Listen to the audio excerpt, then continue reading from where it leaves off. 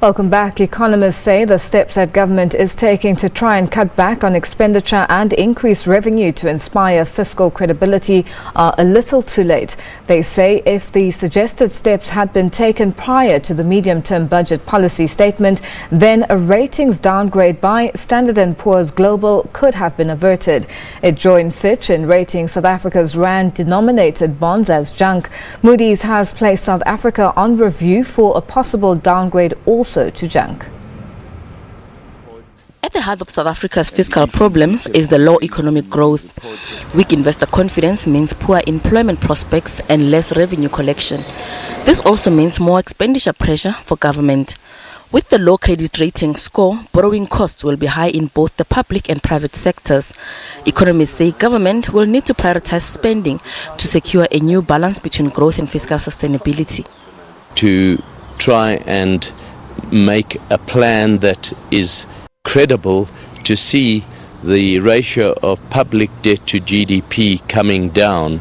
At the moment, with the medium-term budget policy statement, it is still increasing sharply. The second is to improve the management and financial position of state-owned enterprises so that the contingent liabilities that those state-owned enterprises encroach upon might not be called upon, because if government guarantees to these SOEs are called upon, that will exacerbate the rising trend of public debt to GDP.